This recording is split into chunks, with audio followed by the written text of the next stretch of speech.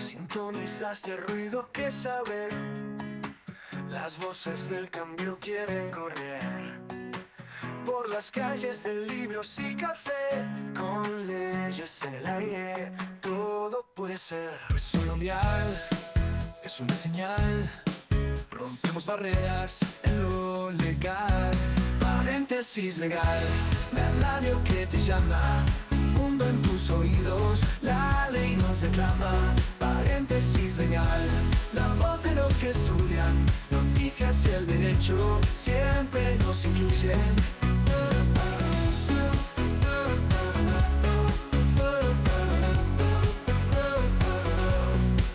Desde salto al cosmos, nuestra misión, desentrañar las reglas con precisión. Estudiantes y sueños en conexión, el futuro se escribe en nuestra misión. Es un espacio libre, sin juicio ni prisión. Un paréntesis abierto, la mejor discusión. Se cruzan las ideas, se alza la pasión. En cada onda que vibra con tu sintonización. Paréntesis legal, la radio que te llama. Un mundo en tus oídos, la ley nos reclama. Paréntesis legal, la voz de los que estudian. Noticias y el derecho siempre nos incluyen. Paréntesis legal. Paréntesis legal.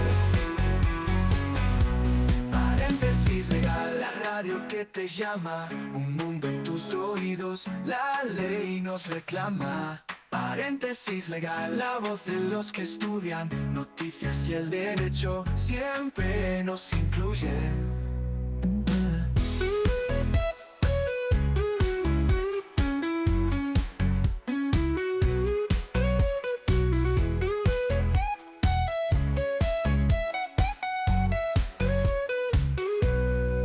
Desde salto al cosmos, nuestra misión, desentrañar las reglas con precisión.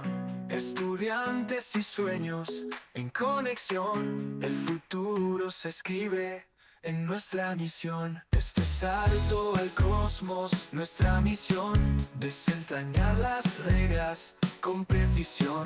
Estudiantes y sueños en conexión, el futuro se escribe en nuestra misión. Es una señal, es una señal.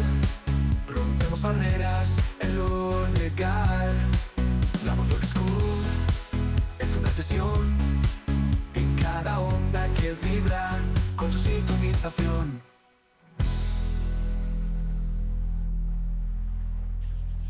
Hola a todos, buen viernes, viernes 5. ¿Cómo andan? ¿Cómo andan? Bueno, el día de hoy vamos a estar... Primero, qué increíble canción de inicio, podemos hablar de eso. Buenísima, ¿no? No, la Hit, rompimos, hit. La hitazo. rompimos esta vez. En cualquier momento arranco a bailar acá. Cada vez mejor canto, ¿viste? Salado, No, Mati. impresionante lo que mejoraste, ¿no? Te ayudó, ok. La Sí, voz, sí, a ver, sí. a lo que Yo- los productores de la voz ahí, Sí, paso si mi alguno dato quiere. personal ahí para Factor X. No, de ahí salió One Direction. En fin. Bueno, en este programa vamos a estar tratando proceso abreviado y en el segundo bloque vamos a tener un invitado muy especial que es Federico Piedrabuena y después vamos a nombrar a un abogado que nos ayudó en este programa. Ahora sí, primero en tema de proceso abreviado van a hablar mis compañeros antes de lo que es el proceso penal como para ir entrando en el tema. ¿Quieren arrancar? Sí. Bueno, buen día. Primero vamos a empezar conceptualizándoles un poco de lo que es el proceso penal como tal. Y Arla, siguiendo a Carneluti, lo definía como aquel proceso que tiene como supuesto un hecho regulado por el derecho penal cuyo objeto es una contienda, es decir, la contienda existente entre el Ministerio Público y un particular. Y la finalidad que tiene es la justa solución de ese conflicto o de ese litigio. En Uruguay, desde el 2017, nuestro sistema es acusatorio y fiscal. Esto quiere decir que la Fiscalía investiga y acusa, mientras que los jueces garantizan que el procedimiento sea justo de acuerdo al principio general del debido proceso. Después... Ay, me cansé. Perdón, se me va el aire. Después Los años. Sí. tasar. Después, dentro de las etapas tenemos la administrativa fiscal, que es la investigación preliminar, que en realidad, si hacemos un esquema mental de lo que es el proceso penal, estaría fuera, o sea, en una anilla punteada, y después empezaría como tal el proceso, pero bueno, es importante también que tenemos la noticia del delito o la notitia criminis, que es cuando la Fiscalía recibe una denuncia o una noticia del delito, y esto lo tenemos o lo podemos corroborar en el artículo 259 del Código del Proceso Penal. Después tenemos la investigación preliminar dirigida por la Fiscalía con apoyo policial. Mati, con tu apoyo. Artículo 262 y 264 también del Código del Proceso Penal. Tenemos los plazos, que es hasta 1 año desde la formalización como tal, que se puede prorrogar por otro año en casos excepcionales. El artículo 266 del Código del Proceso Penal habla de esto. Después, la etapa judicial con control del juez. Ahí tenemos la audiencia de formalización como tal. Se comunica formalmente al imputado que está siendo investigado. 266 y 268 del Código del Proceso Penal. Si está detenido, dentro de las 24 horas. Y si está en libertad, dentro de... Ay... Dentro de será 20 un programa días. que no te No te reten? apures, sí. O por el micrófono porque hablo rápido. Me voy si querés. Perdón. Bueno, si está en libertad dentro de los 20 días desde la solicitud. Ahí tenemos la acusación fiscal o pedido de sobreseimiento, que acabo de hacer un paréntesis. El sobreseimiento es una resolución judicial, paréntesis legal, una resolución judicial que pone fin al proceso, ya sea total o parcialmente, y quita la necesidad de llegar a juicio, ya sea porque no existen pruebas suficientes o motivos suficientes para seguir con la indagación del imputado, y entonces la principal efecto que tiene es que se archiva la causa y ya no puedes perseguir al imputado por el mismo hecho, y además cesan las medidas cautelares en caso de que hayan habido. Bueno. Y ahí la Fiscalía presenta una acusación o pide archivar la causa. En caso de sobreseimiento, que ya les expliqué lo que era, la víctima tiene 6 días para responder. Artículo 340, 341, 266 y 267 del Código del Proceso Penal. Y después la contestación de la acusación, que la defensa puede objetar, pedir sobreseimiento, que ya les expliqué, o proponer acuerdos. 345 y 346 del Código del Proceso Penal. Y para seguir con el proceso, va a explicar acá mi compañero Damián en qué consiste. Bueno, muy bien viernes para todos. Muy buen viernes para todos. Espero que anden bien. Bueno, para continuar con el proceso penal es importante mencionar que contiene unas 5 garantías fundamentales, que son las que más vale la pena nombrar. La primera es que todo ciudadano tiene derecho a la defensa técnica desde el inicio, es decir, una persona, sea víctima o sea el presunto culpable o delincuente o como se le quiera categorizar, siempre tiene derecho a un abogado, sea un abogado particular, de oficio, lo que le convenga. Además, también está la presunción de inocencia, que también está el principio general del derecho, el indubio pro reo, que es cuando hay una duda siempre hay que estar a favor del preso o la persona que estamos culpando, por así decirlo. Después hay que ser juzgado en un plazo razonable. Esto también es lo que hemos visto en obligaciones, de que nadie puede estar sujeto de forma como... Obligado de por vida. Claro, obligado de por vida. De temporalidad. Eso, exactamente, el principio de temporalidad. Después, acceso a un juicio imparcial y transparente. Esto se refiere más al juez en sí. Tiene que ser un juez que no tenga ninguna relación con ninguna de las partes, porque esto, más allá de que el juez sea profesional, puede levantar ciertas dudas y demás. Y después está la no autoincriminación, es decir, que nadie puede estar obligado a declarar en contra de sí mismo, y estas garantías aseguran que el proceso penal no se convierta en una herramienta de abuso o persecución, sino que se pueda llegar a la justicia con verdades. Además de que todo esto engloba el artículo 12 de la Constitución, que procedo a leer. Nadie puede ser penado ni confinado sin forma de proceso y sentencia legal. Esto alude al debido proceso que toda persona tiene derecho a tener.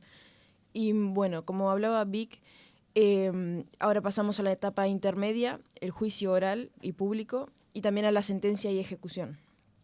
Desde la contestación de la acusación fiscal hasta la audiencia de control y acusación, esto es decir, donde quedó Vic hasta la parte que entramos posterior, hay un plazo de 10 días.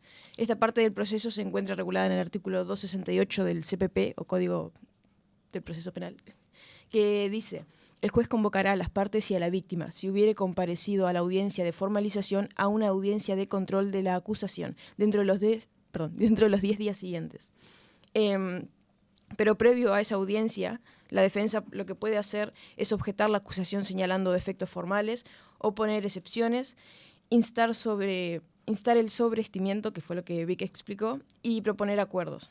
Luego, cada parte puede denunciar su prueba y demás, que oportunamente se tienen que probar ante el juez, y quedará registrada en un soporte digital de audio o video que se labrará en un acta sucinta donde se dice la fecha, las partes intervinientes, el hecho y demás, queda registrado, y eso está en el artículo 139 del mencionado código.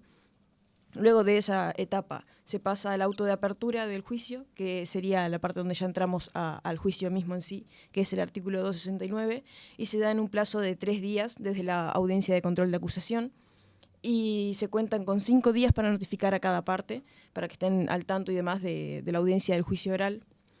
Y en este auto de apertura lo que va a haber es, quienes están ahí adentro, está el órgano jurisdiccional competente, las partes que intervienen, la acusación y contestación admitidas, los hechos que se dieron por acreditados y la prueba si hubiera sido admitida por el tribunal, ¿no?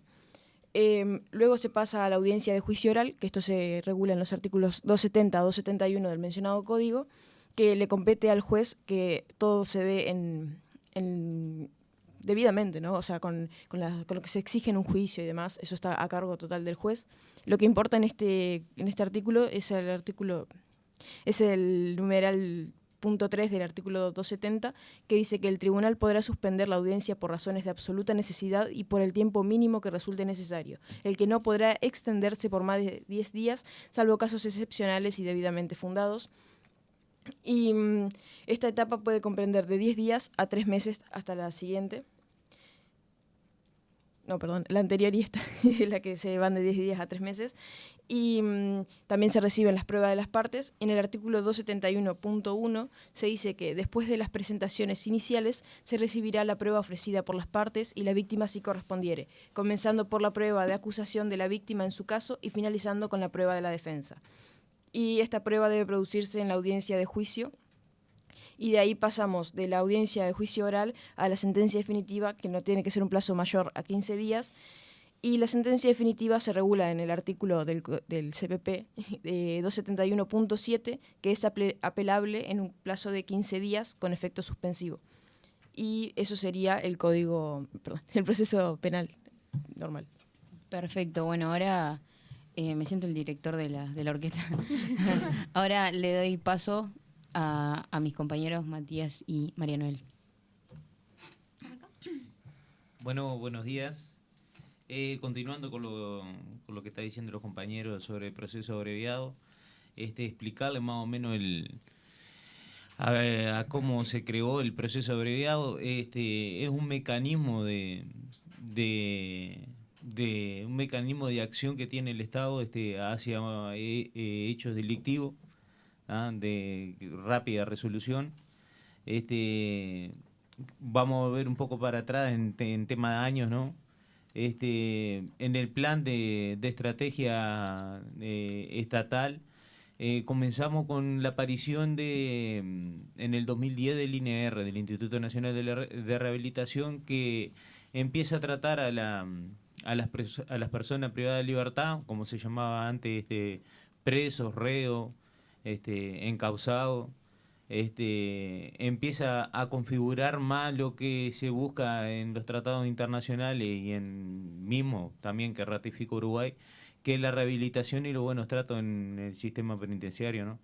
Entonces empieza toda una evolución a partir del 2010, sacando, vamos a decir, de la órbita casi de las jefaturas de policía de cada departamento, porque antes dependían de la jefatura de policía de cada departamento de las cárceles, y se crea un instituto aparte que se configura también la aparición de la figura del operador penitenciario, que son personas que dependen, aunque dependan del Ministerio del Interior, son civiles que tienen alguna profesión y que lo que hacen es reeducar a las personas para que tengan una inserción social luego de haber estado condenado, ¿no? Bueno, pasa todo el proceso de la instalación del INR Y en el 2017, como dijeron mis compañeros, se crea lo que es el proceso abreviado y la reforma del CPP uruguayo, ¿no? Bueno, también se crea por la misma modificación figuras, por ejemplo, como la prisión preventiva, ¿tá? Que no existía en el Uruguay, que viene acompañada también por el tema del proceso abreviado, las penas sustitutivas también, que algunos escuchan, a ver, los oyentes que no sepan lo que es la pena sustitutiva, son aquellas personas que cumplen condena, que están condenadas por un delito, pero que no cumplen con privación de libertad, sino que tienen una condena flexible, vamos a decir. Por ejemplo, si no sé si han escuchado, se condene a NNN por tal delito a 4 meses o 6 meses de prisión domiciliaria. Eso es una sustitutiva. Lo que se busca con estos procesos excluir o recatar a esa persona para que no entre al sistema penitenciario. Vamos a más adelante a aclarar que lo que se busca con eso es mayor posibilidad a las personas de que sean rehabilitadas. Y el proceso abreviado viene en conjunto con eso, que lo que busca es, como dijo nuestra compañera acá, que se descongestione un poco el sistema judicial que venía muy saturado antes del 2017. Cambia el rol, como dijo Damián, creo que fue Damián o bueno, ahí, Victoriana, la figura del fiscal, hay que mencionarlo porque es importante. Antes del 2017 la función del fiscal era adjunto al juez. Entre los dos deliberaban sentencia. Ahora, después del 2017, se aparta lo que es la figura del fiscal con el proceso abreviado, se aparta y pasa a ser un operador acusador del sistema. Lo que hace un trabajo en conjunto con la policía, como dijo Victoriana, que pasa a ser un órgano de auxiliar de la justicia, denominado auxiliar de la justicia, que lo que hace es recabar datos, organizado y distribuido por Fiscalía el tema de la organización de la recabación de evidencia por parte ya sea científica o algunas unidades especiales de la policía. Y cuando se reúne todo lo que es la masa completa de prueba, se empieza la imputación, ¿no? Igual se tiene una imputación primaria, vamos a decir, cuando se arranca el proceso. Y el tema del abreviado, hay que aclararle al oyente que el abreviado es una configuración de una convención de las partes, ¿no? No está obligado el acusado a aceptar el proceso abreviado, ¿no? La persona puede rechazar el proceso abreviado. Es un mecanismo que busca solamente dar una pena, o castigar a un hecho ilícito, con un fundamento claro, pero que a su vez también sea un debido proceso también, ¿no? Que no quiere decir que se abuse de ese proceso, aunque vamos a dar un poco de cifra, ahí mis compañeros, yo después más adelante voy a tirar una cifra y van a ser medias chocantes, porque van a ser una cifra media absurda, van a decir, pero esto parte los ojos, no, pero vamos a decir, el proceso abreviado lo que busca es eso, una mayor resolución a los casos, y que las personas que son víctimas de los delitos también tengan una respuesta al caso. Vamos a convenir que antes de 2017, para que los oyentes sepan y tengan conciencia de lo que estamos hablando, una persona que pasaba por ejemplo, la fragancia, vamos a decir, era detenido en fragancia, por ejemplo, 24 a 48 horas estaba detenido en una seccional o en un centro de detención de Fiscalía, esperando sentencia, en condiciones precarias. Entonces lo que lo que se busca con esto es que la persona ya salía con sentencia. Y después de que salía con sentencia, que salía con un delito, con una condena, la persona pasaba, recién se empezaba con lo que era la investigación. Ah, entonces, pasaban los años y a veces cuando salía la condena, ya a veces estaba pasado. Entonces, lo que se busca es, en este proceso, evitar todo esto. Ahora le paso ahí a mi compañero, a mi compañera, ¿no? Bueno, siguiendo el hilo de acá, sabemos que el proceso abreviado de Uruguay lo toman como que es un mecanismo de condena sin juicio. ¿Qué pasa con esto? Que muchos sistemas también lo consideran de esta forma y se suele utilizar en la gran mayoría en todos los casos, y Uruguay obviamente no es una excepción. Por ejemplo, tenemos que el proceso abreviado se tramitaba en alrededor de 88,3% de los casos iniciados, según la Fiscalía General de la Nación en el 2021. Y si nos vamos a fijar también en el Poder Judicial en el 2022, tiene como que se dictaron el 99% de las sentencias definitivas de condena. Pero más allá de ello, tenemos que ver que en realidad se trata de procesos, de instrumentos procesales, que más allá de todo lo que dicen, tipo en todos los sistemas, tiene diferentes denominaciones. Más que nada puede definirse como instancias administrativas y judiciales, procedidas o no de negociaciones entre la Fiscalía y lo que es el imputado. Pero el imputado va a tener lo que es la defensa también, es decir, va a estar asistida por la defensa. Aquí lo que hace es, se acuerda a que no va a celebrar el juicio a cambio de una admisión de hechos y antecedentes de la investigación o de responsabilidad. Pero más allá de todo ello, también tenemos que tener el relevamiento realizado por el Observatorio del Sistema de Justicia y de Legislación en el 2020, que fue la Facultad de Derecho de la UDELAR, en la cual han dado cuenta que algunas razones que llevaría al uso generalizado del proceso abreviado. Y es que tenemos tres vistas. Tenemos la vista del sistema de justicia, que dice que implica un ahorro muy importante en recursos. Tenemos también la vista de las defensas, que dice que permite obtener mayores o mejores beneficios para lo que son lo que sería obtenerse en un juicio oral. Y después tenemos la vista de la Fiscalía, que en esto hace que sea el proceso más rápido y se tenga una sentencia de condena. Pero sin embargo, todo este procedimiento también tiene críticas, ya sea tanto en lo nacional como en lo internacional.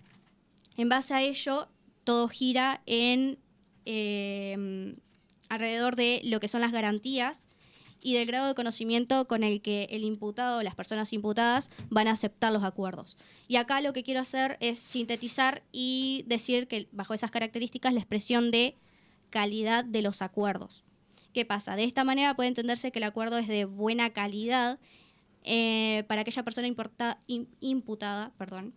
que tome una decisión con entera libertad y un buen conocimiento de las alternativas disponibles. Acá abro un gran paréntesis y esas alternativas disponibles serían recurrir a un juicio oral y público, como habían dicho mis compañeros antes. Y bueno, obviamente también tenemos que ver los riesgos que deben llevar cada uno de los procedimientos que vayan a tomar. Pero más allá de ello, también debemos recordar que esto fue en una de las investigaciones que uno de los profesionales nos brindó, que los acuerdos son realizados cuando las personas imputadas se encuentran, la mayoría de las veces, privadas de su libertad, ya sea porque son aprehendidos en flagrancia, ahí va, delictual, o por haber sido detenidos en el marco de un allanamiento. Pero no solamente en esas situaciones, sino que también nos encontramos en el momento de concurrir a la seccional policial debido a la existencia de requisitorias o citación. Pero después de todo esto, hacemos hincapié en lo que son, que ya se lleva hace décadas, que son los sistemas de justicia penal que han intentado incorporar mecanismos para imponer condenas sin la realización de juicios orales, que estos, más que nada, como ya habíamos dicho, son acuerdos entre fiscalías y defensas.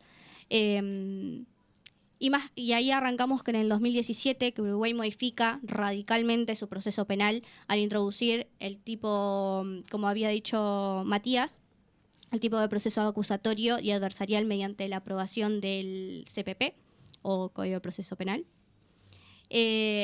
Para que tengan una idea, es la 19.293.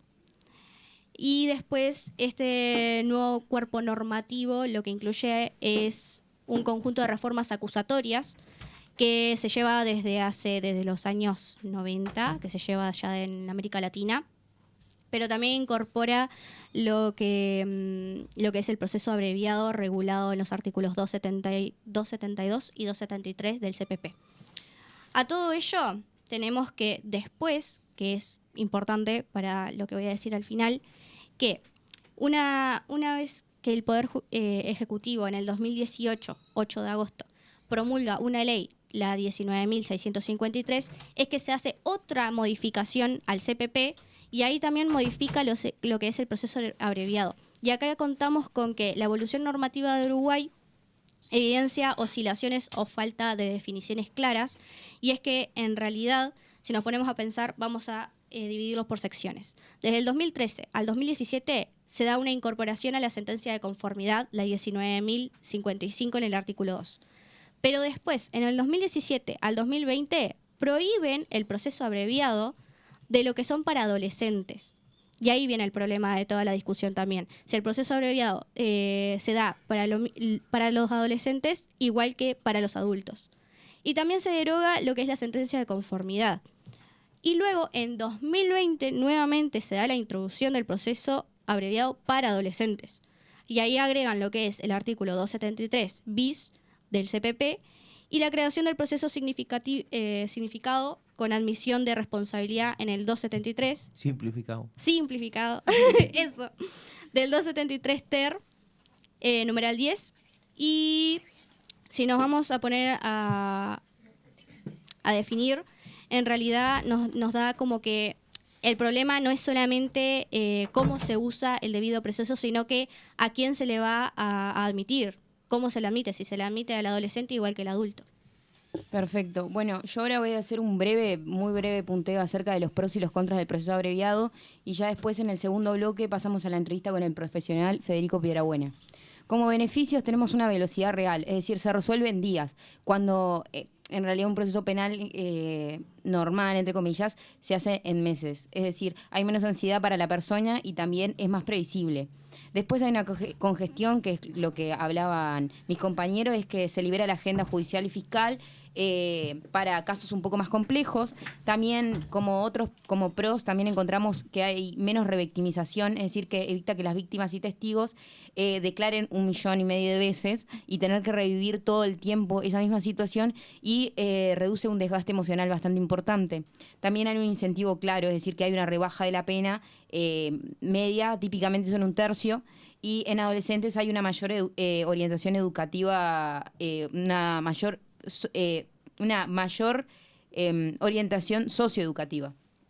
Después hay una autocomposición, es que al ser acordado suele haber más adhesión y cumplimiento, porque la persona siente que la solución se lo dio él mismo y no se lo impusieron.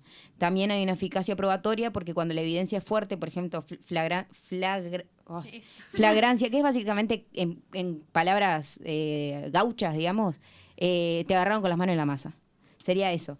Es decir, que no tiene sentido quemar audiencias si el resultado ya sabes cuál va a ser.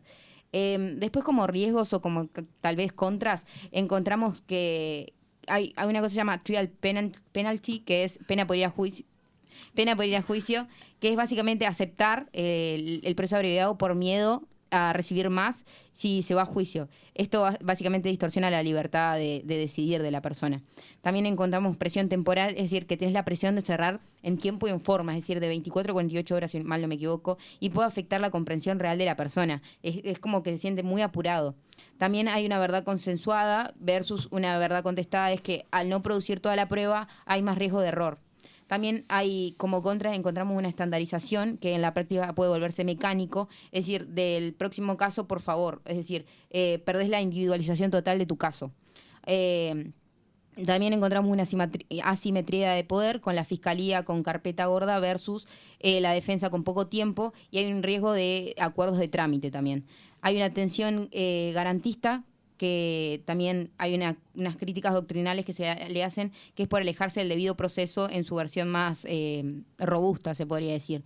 Y también como última contra sería en el ámbito juvenil, que si no se cuidan los apoyos, el lenguaje claro y los tiempos, la comprensión puede ser solo formal y le va a costar un poco más al adolescente comprenderlo. Y bueno, ahora sí, vamos a ir a un muy breve corte y pasamos con la entrevista del profesional, si les parece.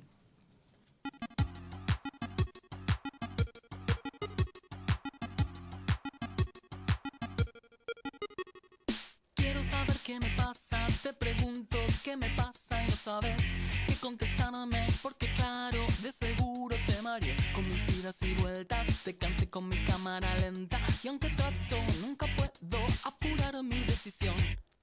En el preciso momento en que todo va cambiando para mí, en ese instante te aseguro que alguna señal te di, pero no me escuchaste, tal vez sin intención de tu parte, puede ser un poco débil el sonido de mi voz.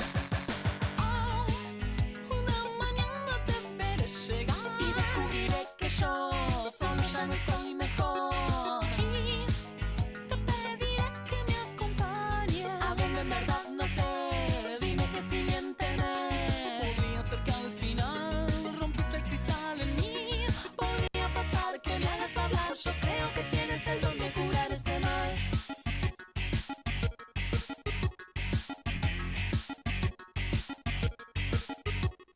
Siento que debo encontrarte y sin embargo paso el tiempo yéndome hacia mí mismo, a mi centro que jamás encontraré. Yo quisiera tenerte y tratarte de modo decente, pero ves que ya no puedo despegar de mi papel.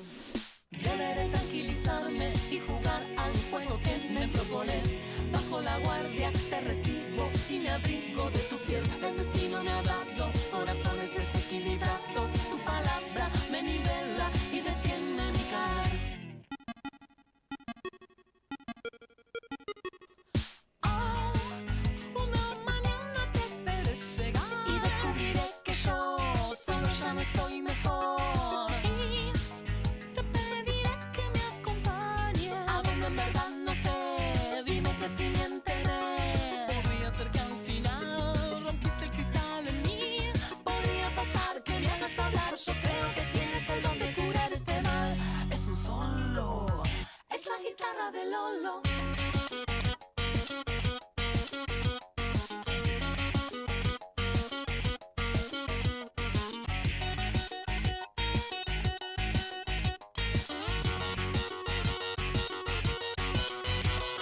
Podría ser que al final rompiste el cristal en mí.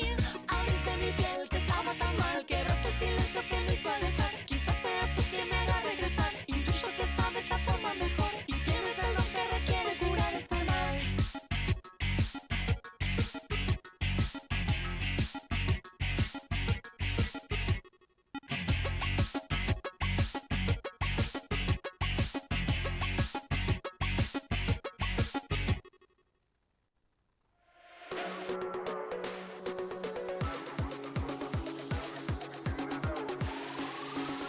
Estás escuchando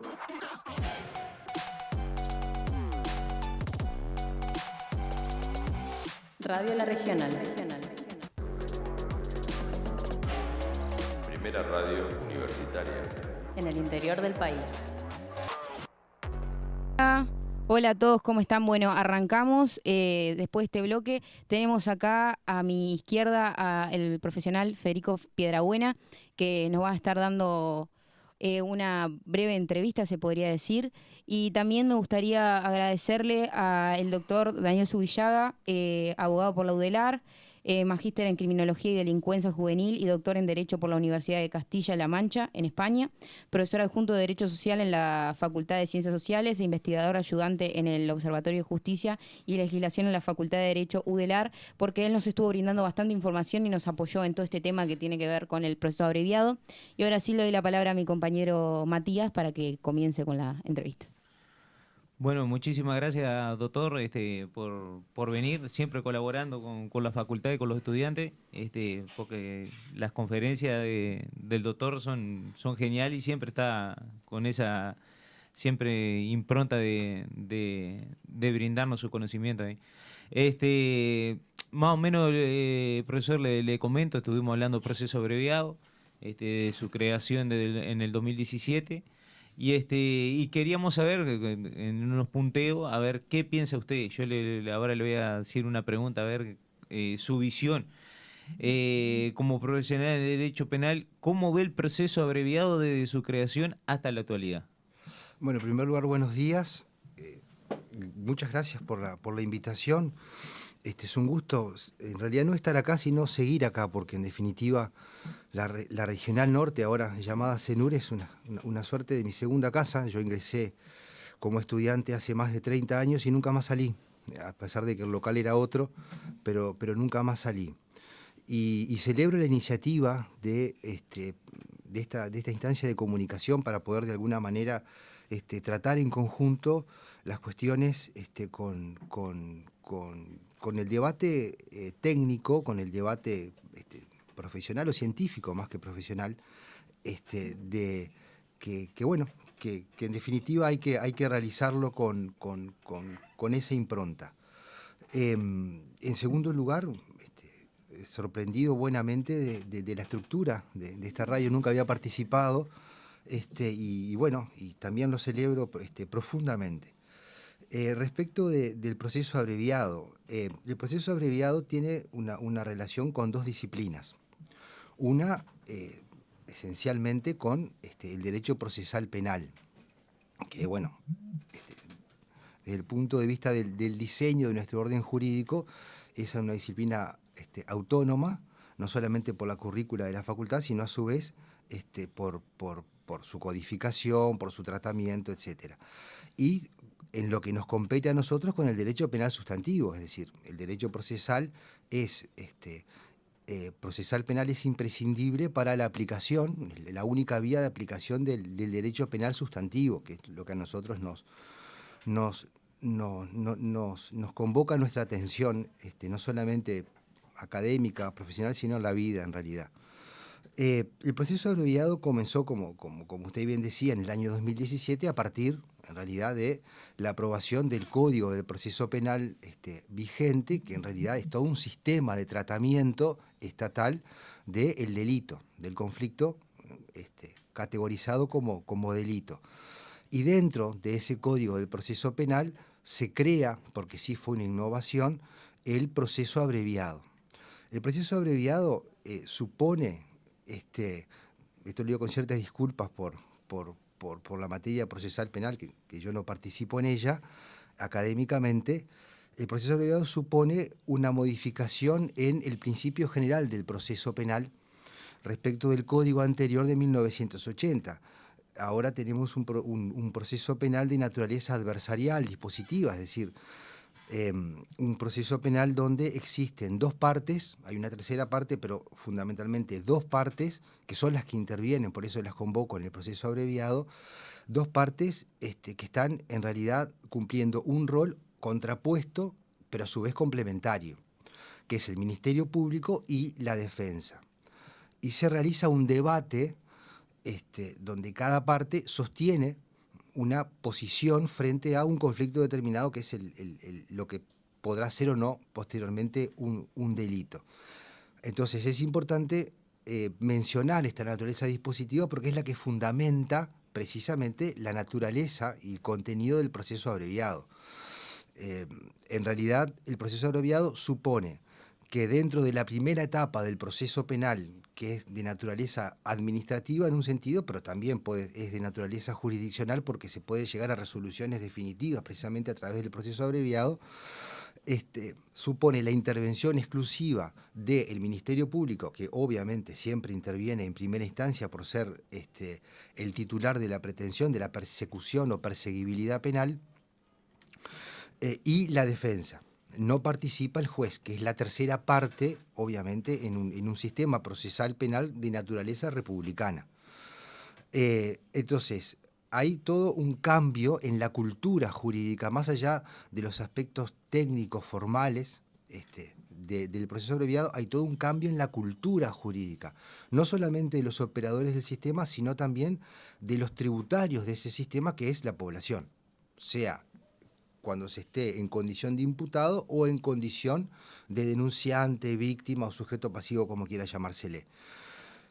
Desde ese punto de vista, es para mí el proceso abreviado, y adelantándome seguramente a un posible planteo por parte de ustedes, el proceso abreviado no es solamente una vía para descomprimir el sistema judicial en la tramitación de los procesos orales.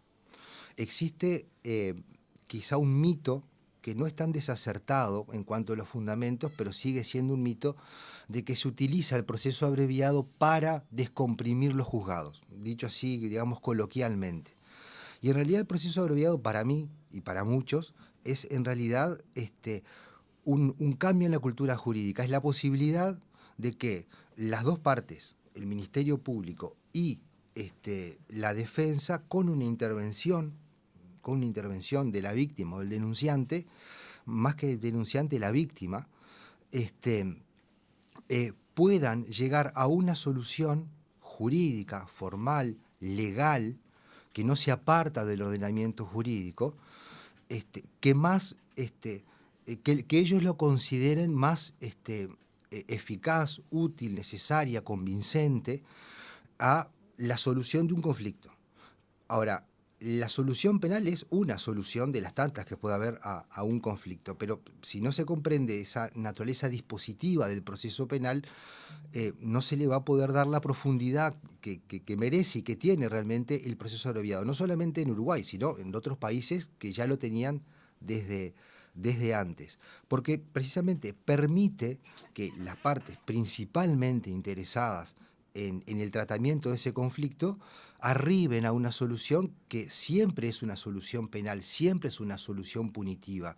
No existe un proceso abreviado que no culmine, a través de un acuerdo, por supuesto, en una condena y en la aplicación de una pena penal.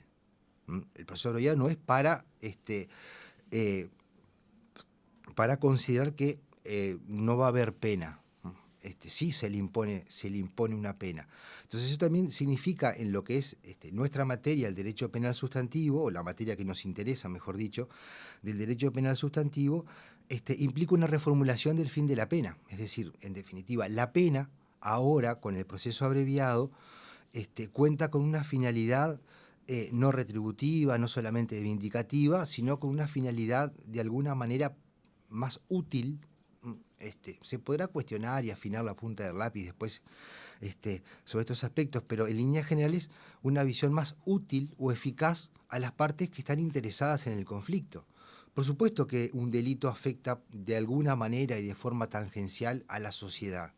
¿Por qué? Porque es una conducta de las más graves que un individuo puede cometer, pero por algo es un delito, pero que también de alguna manera permite que los principales partícipes de ese conflicto, porque la víctima también participa de ese conflicto, lleguen a una solución penal, porque el derecho penal es eso, es la consideración que se cometió un delito y la aplicación de una pena, de forma de resolver el conflicto, repito, de una manera que a ellos les resulte más eficaz.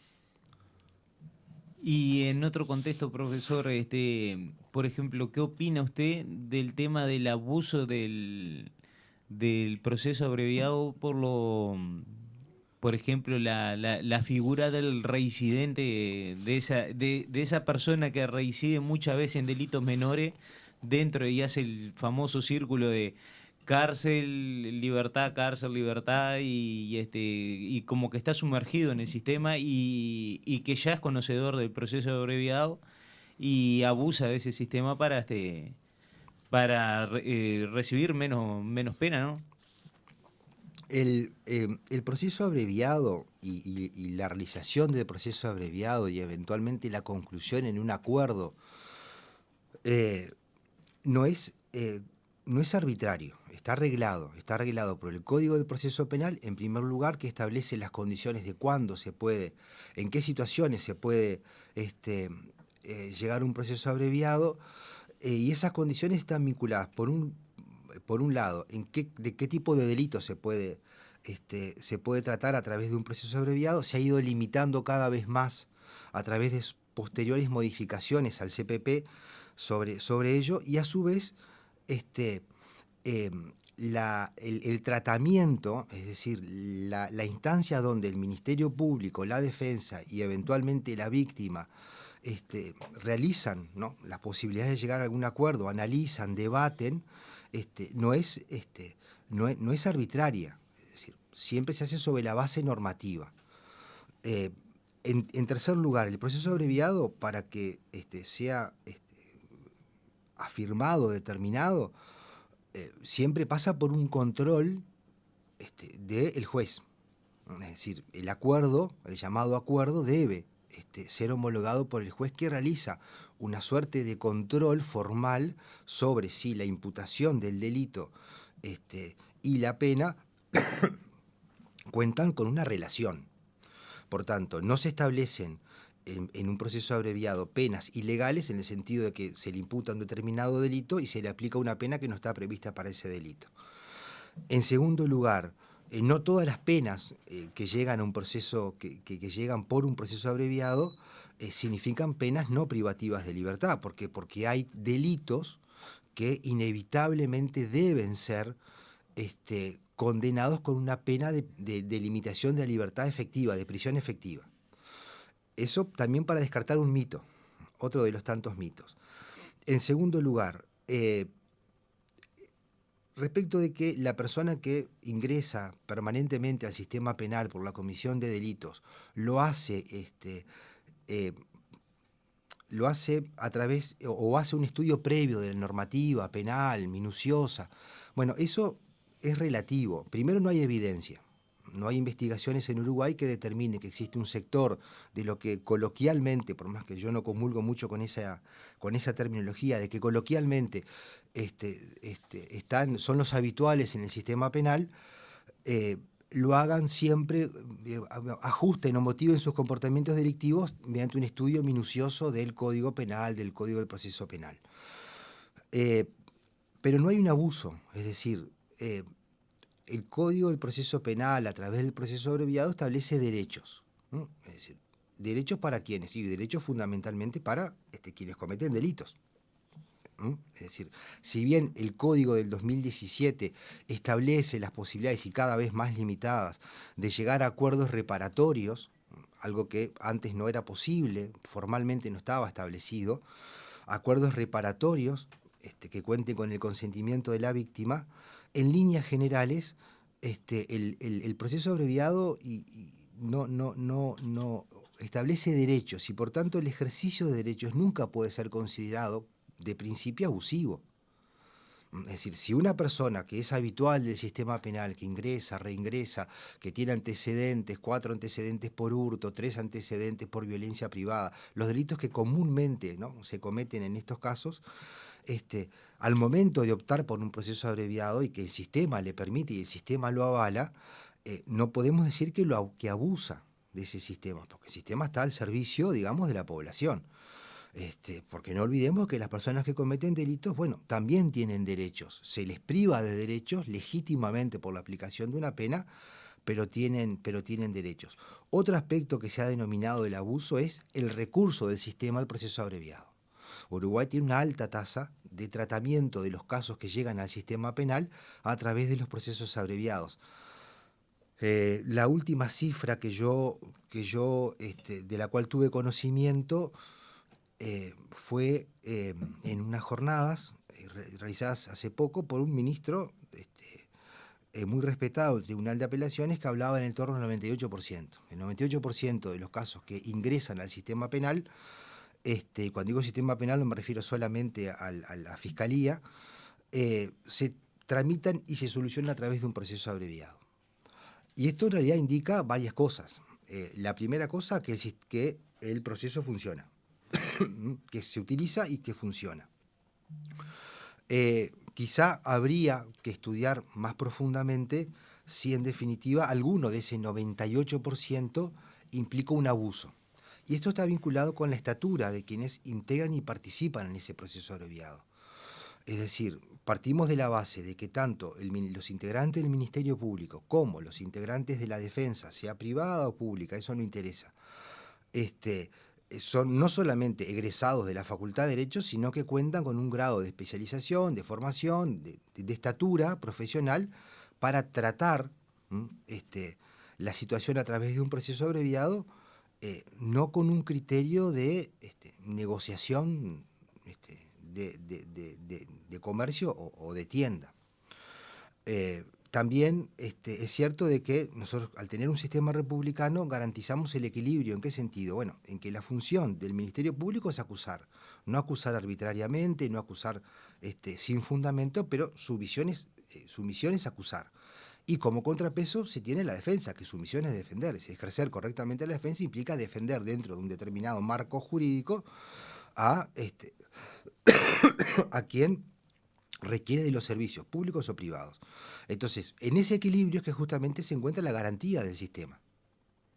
Porque el Ministerio Público, a ver para que se entienda, no le va a hacer ningún favor a la defensa, por más que no va a cometer arbitrariedades, y la defensa va a hacer todo lo que esté a su alcance para lograr una solución dentro de ese orden jurídico más beneficiosa para su cliente. Ese es el equilibrio republicano. Entonces, yo no percibo tan claramente que exista una evidencia, que exista un estudio más o menos serio sobre que los habituales del sistema penal por sí y ante sí realizan conductas abusivas o utilizan abusivamente, porque no lo pueden utilizar para sí mismos y solamente no lo pueden utilizar ellos solos, necesariamente deben contar con, o sea, participan en realidad en un proceso dialógico, como decía Hassemer, en donde existen profesionales que, juegan buenamente y utilizan buenamente el derecho. ¿Cómo estamos de tiempo, operador? Está impecable, da para otra pregunta más. No, le quería preguntar, profesor, las preguntas que nosotros le estamos haciendo son según comentarios de otros profesionales que, vamos a decir, opinan sobre el proceso abreviado, y nosotros con usted, que por la carrera que tiene, es muy buen aporte y una guía para que nosotros más o menos podamos comprender bien el fin y el cometido del proceso abreviado. Pero quería consultarle también, porque vamos a decir, en la jerga de los segmentos, por ejemplo, el segmento penitenciario con el tema de la reforma y del 2017, como que no sé si le echa la culpa o que tira el saco pesado arriba del segmento judicial por haber hecho esa reforma y haber creado estos procesos, por ejemplo, el proceso abreviado y el sujeto de la privación de la que hoy estuvimos hablando, la preventiva. La privisión, la persona como sujeto como en prisión preventiva, que el sistema penitenciario absorbe y tutela hasta que tenga una condena fehaciente, y que le genera una responsabilidad adicional, aparte de las demás reclusos que ya tienen una condena efectiva por una causa, y que generó un problema en el segmento por el tema de tutelar, ya sea el cuidado físico, de que no sea agredido, porque esa persona no está con una condena firme, está esperando el proceso y que pase la etapa de la preventiva, y que en algunos casos que ha habido, son pocos, han quedado en libertad, no se ha podido comprobar el hecho, y han quedado en libertad y han sufrido agresiones dentro de la cárcel, han generado un trastorno también psicológico a la persona, ¿no? Entonces, no sé qué opina usted de esa opinión que se ha formulado, de que como que ese saco se lo pasa al segmento judicial por inflar el sistema penitenciario con personas, ¿no? De generar esa superpoblación. A mí me parece fantástico que usted haya mencionado el término sistema, porque en realidad se trata de eso, de un sistema. Y el sistema penal tiene una particularidad, que diferentes sectores del Estado intervienen con un mismo objetivo, que es el tratamiento de un conflicto. Es la respuesta frente a un conflicto en sus diferentes etapas. Y así como el Evangelio decía al principio era el verbo, aquí en realidad el principio es la norma jurídica. Y en la elaboración de la norma jurídica no participa el segmento o el Poder Judicial, incluido en este caso en el segmento ahora más actualizado, el Ministerio Público, no participa el segmento penitenciario, y en realidad participa el segmento legislativo. Pero a su vez, antes del segmento legislativo está la sociedad y la cultura, que es la que genera el conflicto. Entonces, en realidad el segmento penitenciario, yo no voy a hablar en sí mismo porque no integro ese segmento directamente ni indirectamente, pero el segmento penitenciario es... siempre se estudia como el último segmento cronológicamente dentro del sistema penal. Y en realidad eso sirve como gráfica de que es en realidad el que recibe las consecuencias de las decisiones de todos los segmentos anteriores. Entonces, respecto del problema de la preventiva, es decir, de la prisión preventiva, en Uruguay ese debate y ese análisis viene desde hace por lo menos 30 años, por lo menos. Es decir, cómo se responde bajo la naturaleza preventiva frente a un conflicto que está comenzando a ser procesado por el sistema. Y es un asunto de diseño de política criminal.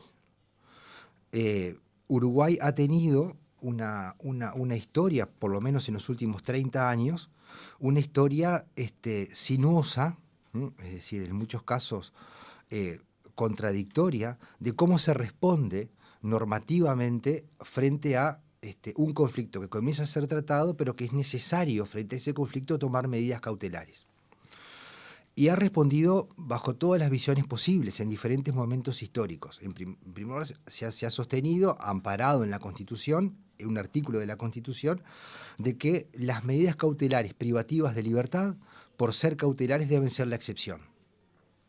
Y después se establecieron precisamente cuándo operaba esa excepción.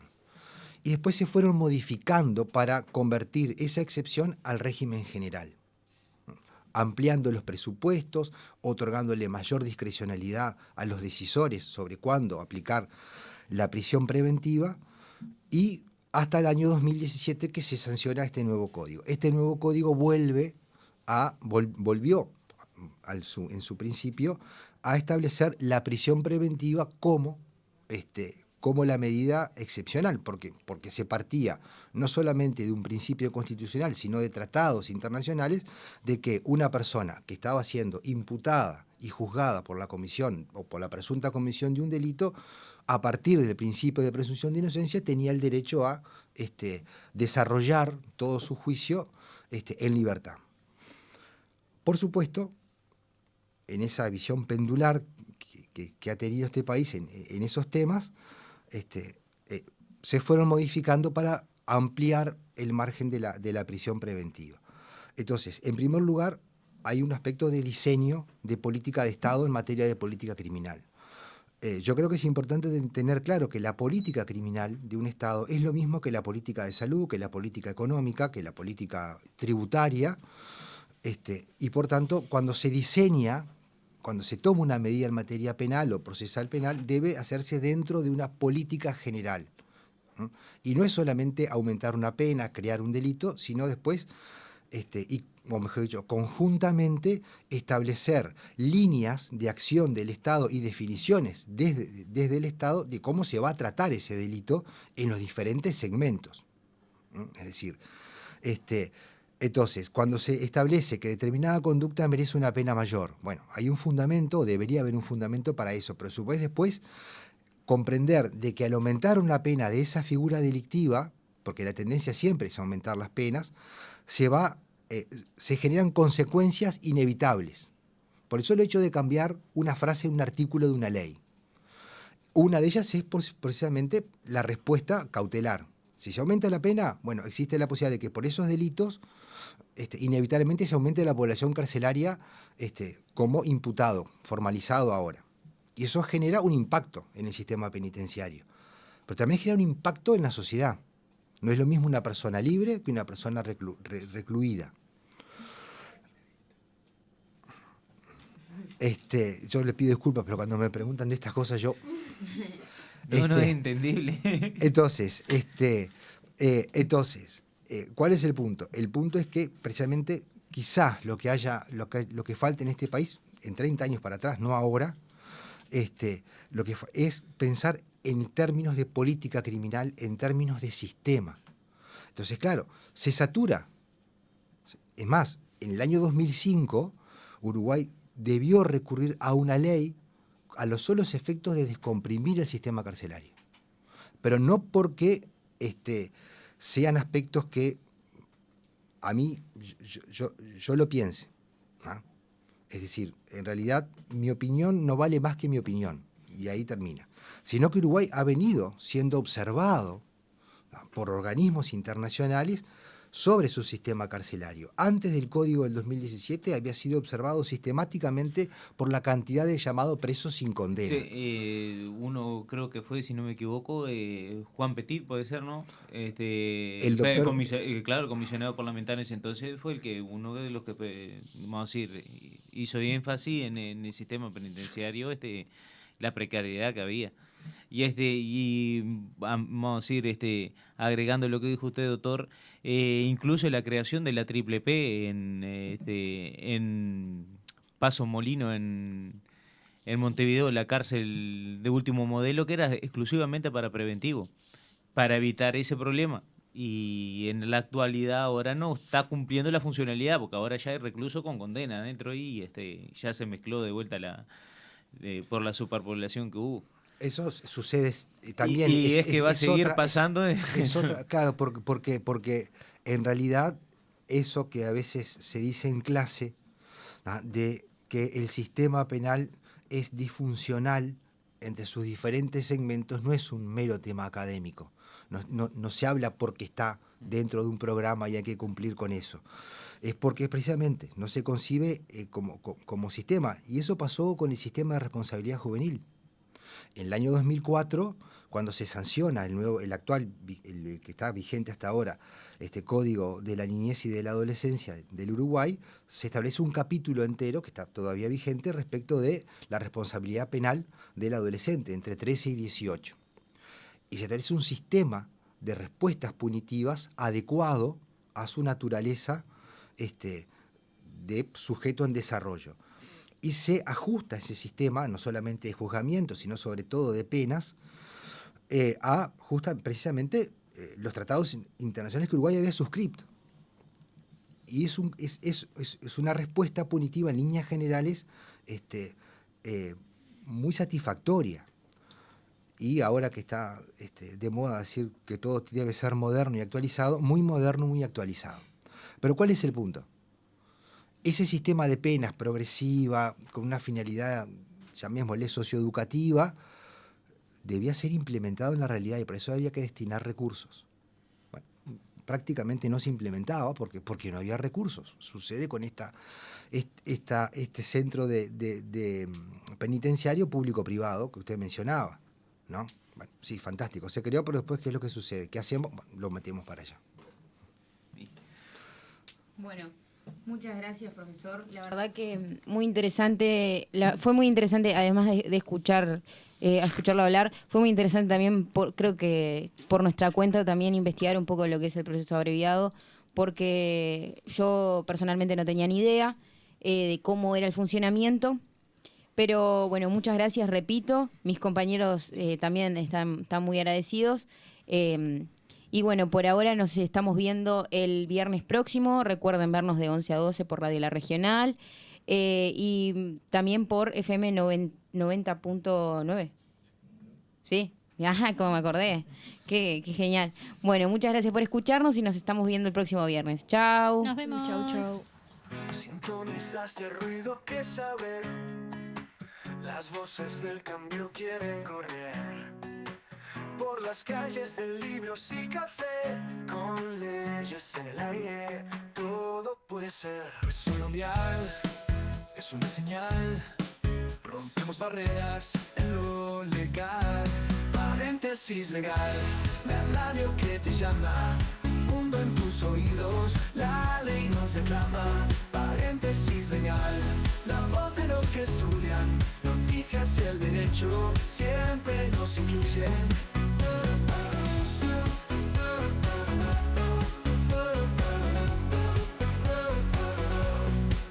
Desde salto al cosmos, nuestra misión, desentrañar las reglas con precisión. Estudiantes y sueños en conexión, el futuro se escribe en nuestra misión. Es un espacio libre, sin juicio ni prisión, un paréntesis abierto, la mejor discusión. Se cruzan las ideas, se alza la pasión, en cada onda que vibra con tu sintonización.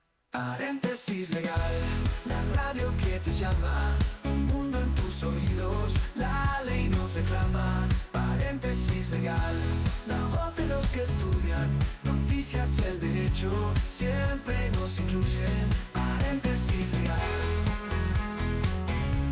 paréntesis legal, paréntesis legal, la radio que te llama, un mundo en tus oídos, la ley nos reclama. Paréntesis legal, la voz de los que estudian, noticias y el derecho siempre nos incluyen.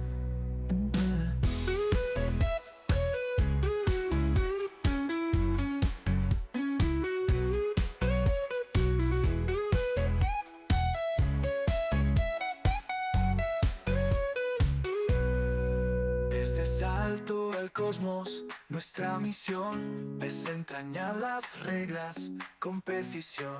Estudiantes y sueños en conexión, el futuro se escribe en nuestra misión. Este salto al cosmos, nuestra misión, desentrañar las reglas con precisión. Estudiantes y sueños en conexión, el futuro se escribe en nuestra misión. Es una señal, es una señal, rompemos barreras en lo legal. La voz del school es una sesión, en cada onda que vibra con tu sintonización.